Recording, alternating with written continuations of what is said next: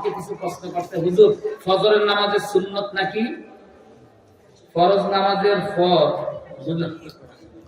না রে ভাই, এটা আবার কেমন তোর কথা?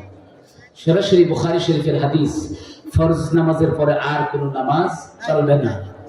এই কি কথা? এগুলি তো মানে বড় একটা ফিতনার কথা। যারা এই কথা বলে তারা বোধহয় মাদ্রাসায় পড়েনি, তারা মাদ্রাসায় 100% পড়েনি, এই কথা বলতে পারে না। সাহাবীদের কথা নাকি শোনা যাবে না, তারা নাকি ভুল করেছে। আস্তাগফিরুল্লাহ।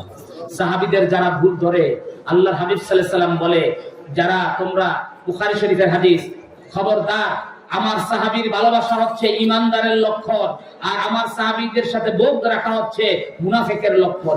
এরপরে বলতেছে, তোমরা যদি অহুদ পরিমাণ জিনিস স্বর্ণ যদি ব্যয় করো, আমার সাহাবা আমার জন্য যা করেছে এটা তুলনায় একটা মুদ সমান, মানে তোলা সমান। এরপর আল্লাহ নবী সাল্লাল্লাহু আলাইহি ওয়াসাল্লাম বলছে, খবরদার আমার সাহাবীর অনুসরণ, যে কোনো একজন সাহাবীর অনুসরণ করলেই তোমরা হেদায়েত প্রাপ্ত। এবং আল্লাহ হাবিব সাল্লাল্লাহু আলাইহি ওয়াসাল্লাম বলছে, ইখতিলাফু আসহাবি রাহমাতুল লাকুম, আমার সাহাবীদের ইখতিলাফ তোমাদের জন্য রহমত। কারণ এক সাহাবী কোন আমলকে কঠিন কইরা দিছে, আর এক সাহাবী সহজ করছে।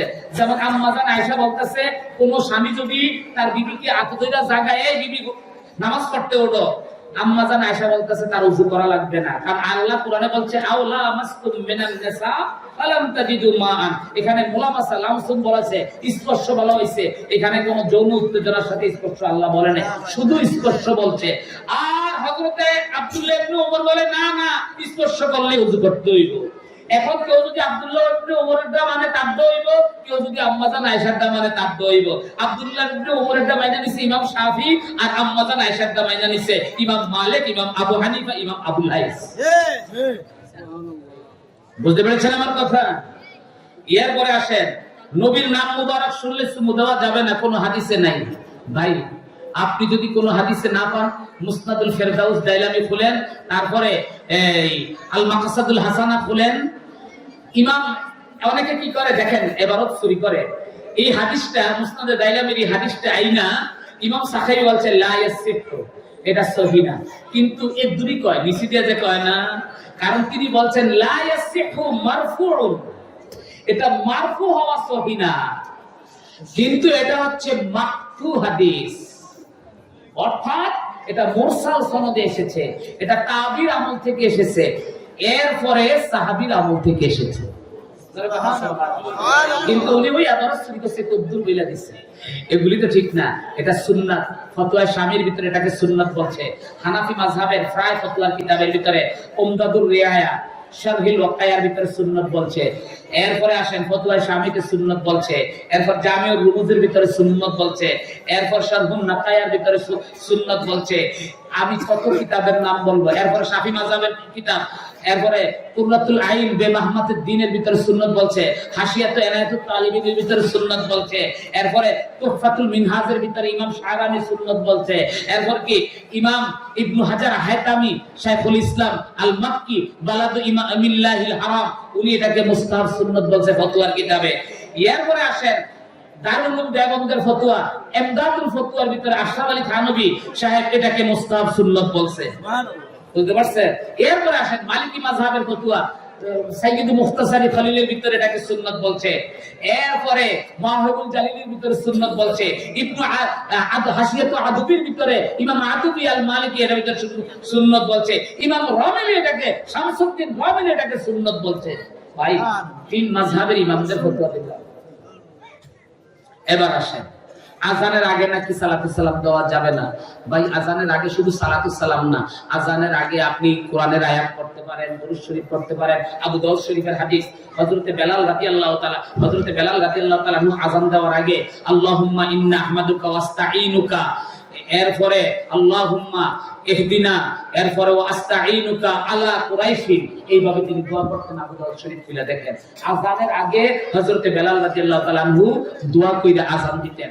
এরপরে আপনি মুসনাদে তাবরানী শরীফের মুআজামুল আওসাতের ভিতরে হযরতে আবু হুরায়রা বা আনাস রাদিয়াল্লাহু তাআলা আনহু থেকে হাদিস বর্ণিত, যখন সাহাবারা ইকামত দিতেন তখন আসসালাতু ওয়াসসালামু আলাইকা ইয়া রাসূলুল্লাহ বলে আল্লাহু আকবার করে পড়তেন। ব্যাপারটা বুঝতে পেরেছেন? আপনি এই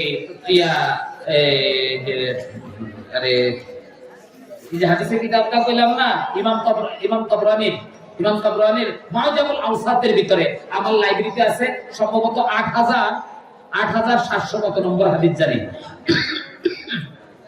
কাজেই আজানের আগে সালাতু সালাম দেওয়া যাবে না বা এটা আপনি পাইলেন কই? কারণ 7 অবস্থায় দুরূদ শরীফ পড়া যাবে না। কয় অবস্থা? 7 অবস্থায় দুরূদ শরীফ পড়া যাবে না।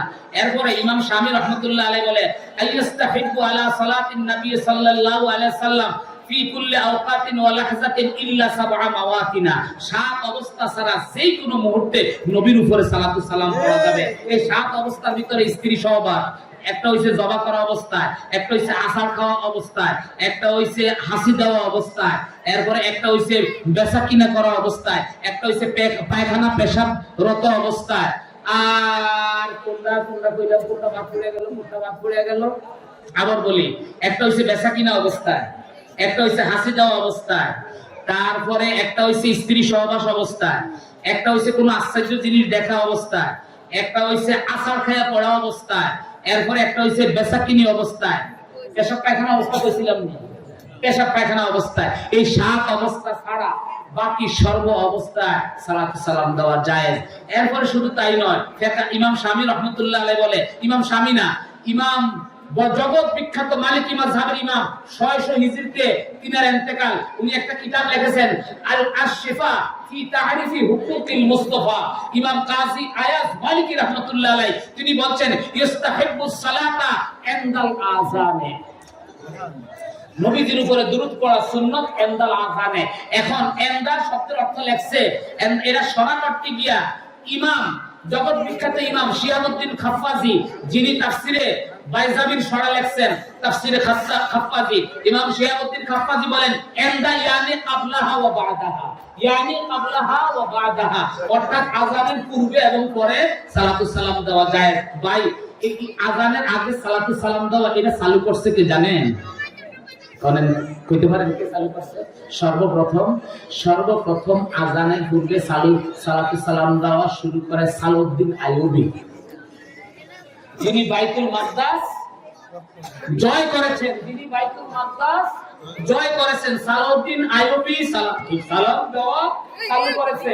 এবার আপনি এই কথা কোথায় পাবেন? এই কথা ফতোয়া শামিল ভিতরে লেখা আছে।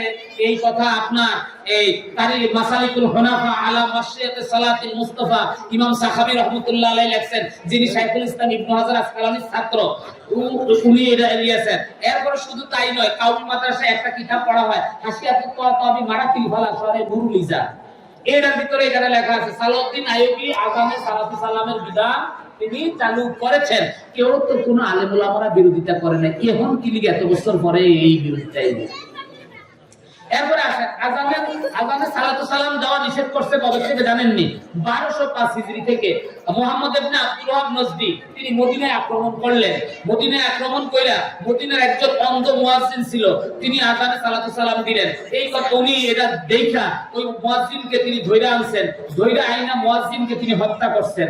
হত্যা করার পরে তিনি মসজিদে নববীর মিম্বারে দাঁড়াইছেন, তিনি লাঠি দিয়ে বলতেছেন আন্না মুহাম্মাদান ফাহুয়া তারিশুন, মুহাম্মদ সাল্লাল্লাহু আলাইহি সাল্লাম মাটির সাথে মিশে গেছে। ইন্না আসায়া ইয়ানতাফি আন্নান নাবিয়্যা কানা লা ইয়ানতাফি। এই কথাটা কোথায় পাবেন? এই কথাটা লেখা আছে খুলাসাতুল কালাম ফি বায়ানে উমারা'i বালাদিল্লাহিল হারাম, ইমাম সাইয়্যিদ জিনি দাহলান মাক্কি। আমার লাইব্রেরিতে কিতাব আছে ফুতওয়াতুল ইসলামিয়া সাইয়্যিদ জিনি দাহলান মাক্কি, আদ-দুরারুস সানিয়া রাদ্দে আলাল ওয়াহাবিয়্যা, আস-সাওয়াইকুল উলুহিয়্যা রাদ্দে আলাল ওয়াহাবিয়্যা। সুলাইমান নজদি, যিনি হচ্ছেন মুহাম্মদ ইবনে আব্দুল ওয়াহাব নজদির বড় ভাই, বড় ইমাম ছিলেন। এই এতগুলি কিতাবের নাম পেলাম। এই কিতাবে লেখা আছে মুহাম্মদ ইবনে আব্দুল ওয়াহাব নজদি মদিনা শরীফ গিয়া বলতেছে মুহাম্মদ মাটির সাথে মিশে গেছে। নাউজুবিল্লাহ বলেন, আমার এই হাতের লাঠি যতটুকু উপকার করতে পারবে মুহাম্মদ কবর থেকে উঠে উপকার করতে পারবে না। নাউজুবিল্লাহ বলেন, বলে কেমনে উপকার করবে? এই মুহূর্তে যদি একটা সাপ আয়ে ওই সাপের আমি মারতে পারবো এই লাঠি দিয়া, কিন্তু মুহাম্মদ সাল্লাল্লাহু আলাইহি সাল্লাম কবর থেকে উঠা মারতে পারবে না। নাউজুবিল্লাহ বলেন, এই কথা কইলা বলতেছে কেউ যদি আযানে সালাতু সালাম দেয়, জানো এটা আমার কাছে কিরকম গুনাহ, আশাদ্দু মিনাজ জিনা, জিনা করা অনেক ভালো, তারপরও আজানে সালাতু সালাম দেওয়া এরকম গুনাহ। কেউ যদি আমার কথা বিশ্বাস না হয়, ফয়সালকে কালকে পাঠিয়ে দিবেন, আমি মোবাইল দিয়ে এই কিতাবের স্ক্রিনশট দিয়ে আমি আপনাদের কাছে পাঠিয়ে দেব, এই কথা লেখা আছে কিনা। ব্যাপারটা বুঝাইতে পারছি? তাহলে ভাই, আপনি যে আজানে সালাতু সালাম দেওয়া নিষেধ করতেছেন, এবার আপনার হাসরটা কই যাইব? যেই বেড়ায় নবীজির আজানে সালাতু সালাম জিনার লগে মিলাইছে, তার অবস্থাটা আছে নাকি? তার অবস্থাটা আছে নাকি? আপনারা কি, আরে যারা ইংরেজি শিক্ষিত মানুষ, তার একটা সিনেমা মুভি আছে যেটার নাম হচ্ছে Lawrence of Arabia. Lawrence of Arabia, এই যে আরব শাসকদের সাথে যে গাদ্দারি, অটোমান সাম্রাজ্যের সাথে, ওইটা দেখেন না? দেখেন এই যে মোহাম্মদ ইবনে আব্দুল ওয়াহাব নামে কি অপকর্ম করেছে। তো আপনারা শিক্ষিত মানুষ জানতে পারেন, উইকিপিডিয়া খুলেন, ওয়াহাবি আন্দোলন বা সৌদি রাষ্ট্রের প্রতিষ্ঠাতা kingdom of Saudi Arabia, Wikipedia লেখেন, উইকিপিডিয়ার ভিতরে লেখেন, দেখেন এই কথাগুলি পান কিনা। রসুলের রওজা শরীফ ভাঙ্গা তছনছ করে দিয়েছে। সর্বপ্রথম রসুলের রওজার গম্বুজ ছিল নীল কালারের। সর্বপ্রথম রসুলের রওজার গম্বুজ ছিল কোন কালারের? নীল কালারের। কিতাবের নাম আল ওয়াফা ফি আখবারে দিয়ারিল মুস্তাফা, আল ওয়াফা ফি আখবারে দিয়ারিল মুস্তাফা, সাইয়্যিদ ইমাম সামহুদি রাহমাতুল্লাহ আলাইহি, যার ইন্তেকাল 911 হিজরি। মারহাবা কর। তিনি লিখেছেন, সর্বপ্রথম আল্লাহর হাবিবের রওজা শরীফের গম্বুজের কালার ছিল কি? নীল। এরপরে করা হয়েছে সাদা। এরপরে করা হয়েছে কি? সাদা। এরপরে সাদা গম্বুজটাই মুহাম্মদ ইবনে আব্দুল ওয়াহাব ভাঙ্গে। কে ভাঙছে? মুহাম্মদ ইবনে আব্দুল ওয়াহাব ভাঙ্গার পরে খলিফা মাহমুদ আস-সানি সবুজ গম্বুজ করে রসুলের রওজার উপরে বড় কইরা, আর ওই পাশের সাদা গম্বুজের চিহ্নটা রাইখা দিয়েছে। এইজন্য রসুলের রওজার দিকে তাকাইলে দেখবেন দুইটা গম্বুজ, একটা সবুজ আর একটা পাশে সাদা গম্বুজ আছে। আপনারা এইটা দেখবেন, যারা মদিনা শরীফ গেছে দেখবেন, এই সাইডে সাদা, এই সাইডে কি? সাদা মানে সিলভার কালারে। সাদা মানে কি? সিলভার কালারে। ভাইরে, এই যে উল্টাপাল্টা কথা বলতেছেন, এই উল্টাপাল্টা কথা এগুলি বইলেন না, না চাই না, না ঘুরে এগুলি বলতে যায়েন না। আবার এখানে কবরে গম্বুজ, ভাই কবর ফাঁকা করা না জায়েজ। আরে ভাই, কবর ফাঁকা করা, কোন কবর ফাঁকা করা না জায়েজ? আপনি যে ফতুয়া দিয়ে লাইলেন, আপনি হাদিসগুলি তাফসীর ইমামদের আকওয়াল, সাহাবীদের আমল আপনারা পড়েন নাই? সাহাবারা তো স্বয়ং রাসূল নিজেই তো হযরতে রাসূল, তার সাহাবী আর তার ছেলে ইব্রাহিম রাদিয়াল্লাহু তাআলা আনহুর কবরকে পাকা করছেন। লিবানা, লিবানা মানে ইট, ইট দিয়া সুরকি দিয়া পাকা কইরা দিবেন। মারহাবা বলেন। এরপরে রাসূলের সাহাবী ওসমান ইবনে মাযুন, উনি মারা যাওয়ার পরে ওনার কবরকে চিহ্নিত করার জন্য বড় উঁচা পাথর দিয়া দিবেন। হযরতে ইমাম বাইহাকী রাহমাতুল্লাহ আলাইহি, ইবনে হাজার আসকালানী তার ফাতুল বারীর ভিতরে নিয়ে আসে, ওই এত উঁচা করেছেন কবরটাকে, একটা মানুষ সমান উঁচা। জোরে করেন না সুবহানাল্লাহ। কেমন রাসূল বলেছেন, এটা তোমার ভাই ওসমান ইবনে মাযুনের কবরকে আমি চিহ্নিত করে দিয়েছি। এমনকি আম্মাজান ফাতেমা রাদিয়াল্লাহু তাআলা আনহা শারহুস সুদুর ফি আহওয়ালিল মাউতা ওয়াল কুবুর, এই কিতাব খুলেন, জালালউদ্দিন সিয়ুতী রাহমাতুল্লাহ আলাইহি লিখেছেন, আম্মাজান আয়েশা রাদিয়াল্লাহু তাআলা, ফাতেমা রাদিয়াল্লাহু তাআলা আনহা প্রতি মাসে একবার উহুদের ময়দানে যায়া ওনার চাচা আমির হামজা রাদিয়াল্লাহু তাআলা আনহুর কবরকে লেপা দিতেন। ভাই আসেন, আমি কথাগুলি বলছি, এগুলি আমি দেখাই দিব কিতাবের ভিতরে। কেন ফিতনা করতেছেন? কেন ফিতনা করতেছেন? কাজে সৌদি আরবে যে কবরগুলি দেখেন না, এখন ভেঙে ফেলছে, ফতুয়ার কিতাবগুলি খুলে দেখেন, নবীজির জিয়ারতের অধ্যায় খুলে দেখেন, দেখবেন এইভাবে লেখা আছে। ইমাম কামাল ইবনুল হুমাম রাহমাতুল্লাহ আলাইহি, মোল্লা আলী কারি রাহমাতুল্লাহ আলাইহি, হানাফি মাযহাবের শ্রেষ্ঠ হজের কিতাব, হজের কিতাব, কিভাবে হজ করতে হয়, কিতাবের নাম লুবাবুল মানাসিক, ইরশাদুস সারি আলা মানাসিকে মোল্লা আলী কারি। ওইখানে লেখা আছে, বাদা জিয়ারাতের নবী সাল্লাল্লাহু আলাইহি ওয়াসাল্লাম জুরু ইলা বাকিল গারকা ফিহি কুব্বাতুন মাশহুরাতুন বাইদাতুন তাহতা সাইয়্যিদানা আব্বাস ওয়াল হাসান ওয়া ইব্রাহিম রাদিয়াল্লাহু আনহুম আজমাইন। জুরকান্না সুবহানাল্লাহ। জান্নাতুল বাকিতে গেলে দেখবেন বড় 5 কোণা বিশিষ্ট একটা গম্বুজ, ওই গম্বুজের নিচে হযরত ইব্রাহিম শুয়ে আছে, নবীজির চাচা আব্বাস শুয়ে আছে, নবীজির নাতি ইমাম হাসান শুয়ে আছে।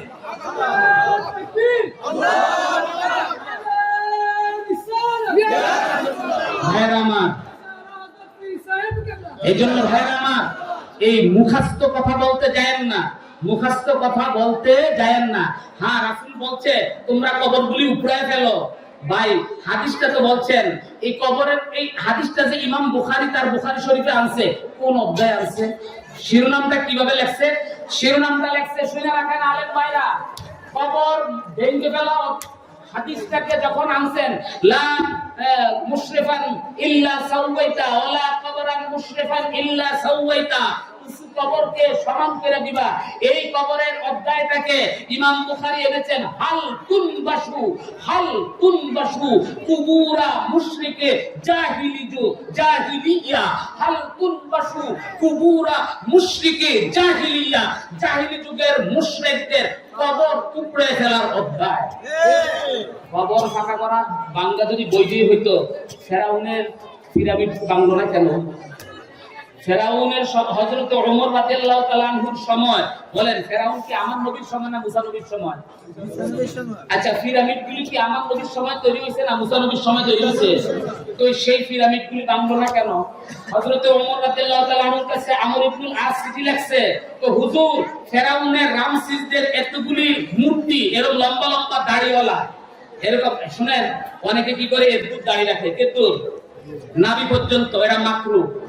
আবু জাহেলের দাড়ি ছিল নাভি পর্যন্ত, বুখারী শরীফ খোলেন, কিতাবুল মাগাজি খোলেন, আবু জাহেলের দাড়ি ছিল কতটুকু? নাভি পর্যন্ত। আর মুসলমানদের দাড়ি হবে এক মুষ্টি, তার থেকে বেশি, অল্প বেশি, বুঝতে পেরেছেন? আবু জাহেলের দাড়ি ছিল কি? ফাআখাযা লিহিয়াতা আমর ইবনে হিশাম, ফাআখাযা ইবনু মাসউদ লিহিয়াতা আমর ইবনে হিশাম। বুখারীতে এইভাবে এসেছে, এই আবু জাহেলের দাড়ি ধরে বলতেছে, কি অবস্থা তোমার? আবু জাহেল লেখা, আব্দুল্লাহ ইবনে মাসউদ, আমি সবচেয়ে সম্মানিত, কারণ আমাকে অন্য কেউ মারে নাই, আমার বংশের লোক আমারে মারছে। এই একটা কবে কল্লাটা আলাদা করে নবীজির কাছে দায়িত্ব ধরে লেয়েছে। নবীজি বলছে, আল্লাহ মুসার ফেরাউন সে, আর এ হচ্ছে আমার ফেরাউন। বুঝতে পেরেছেন? এই জন্য ভাই দাদা বলতেছি, তো এই রামসিসের এরকম লম্বা দাড়ি, এইভাবে ইহুদিরা নামাজ পড়তো, এইরকম ছবি। এইবার বলতেছে, হুজুর আমরা কি এই মূর্তিগুলি নষ্ট করে ফেলবো? ওমর রাদিয়াল্লাহু তাআলা বলছেন, না, কায় হায় আতিক, ওইভাবেই তোমরা রেখে দাও, যাতে মানুষ বুঝতে পারে তারা যে কত অথর্ব ছিল। হুজুর নবীদের কবর, জুলকিফ এবং মুসা নবী, হারুন নবীদের কবর, তো ওই নবীদের কবরগুলি যেইভাবে আছে ওইভাবে রাখো, তাদের মূর্তিগুলি ভেঙে ফেলো, এবং তাদের যে তামসিল, তাদের যে ছবি আঁকা ছিল, ছবিগুলিকে নষ্ট করে দাও। ভাই যাই না শুনা কথা বললেন, আল বিদা ওয়ান নিহায়া কিতাব বাংলা হইছে খলিফা ওমর রাদিয়াল্লাহু তাআলা এর সময় খেলাফতে, এই অধ্যায়গুলি পড়িয়ে এরপরে কথা বলতে যায়। ইবনে কাসির রাহমাতুল্লাহ আলাইহি লিখেছে, আসেন আর লম্বা করতে যাই না, 12টা বাজে গেছে, আর সব উত্তর দিতে গেলাম না। আসেন আমরা প্রিয় হাবিবকে দাঁড়িয়ে সালাম দেই, ইয়া নবী আলাইকা ইয়া রাসূল সালাম, ইয়া হাবিব সালাম, সালাওয়াতুল্লাহ হাবিবি ইয়া রাসূলুল্লাহ, ওয়াসসালামু আলাইকা ইয়া হাবিবাল্লাহ।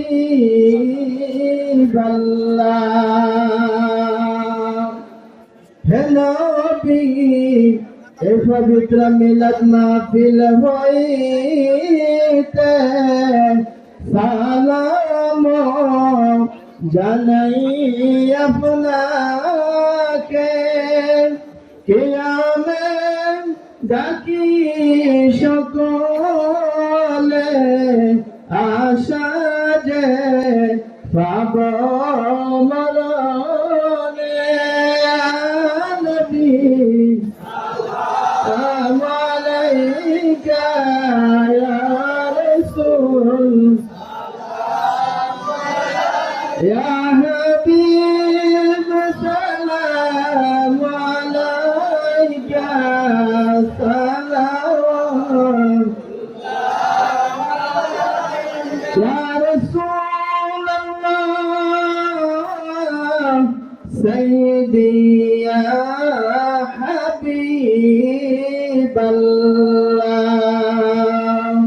নবী আজানে শুনি আপনার নাম আরশে লেখা আপনার নাম নবী নামে আপনাকে সালাম ও নবী আপনি যে নূরে মুজাসসাম ইয়া নবী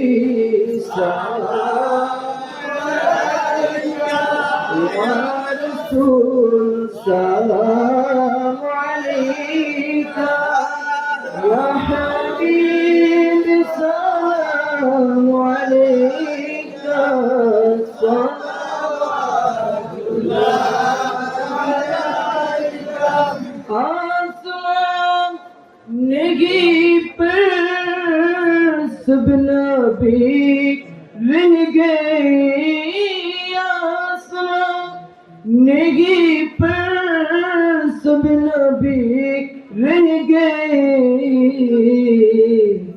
अर्श आज़म पे पहुंचा हमारा नबी अर्श आज़म पे पहुंचा हमारा नबी सबसे आला वाला हमारा नबी सबसे बाला वाला हमारा नबी सबसे आला वाला हमारा नबी नबी अपनी जे नूरेते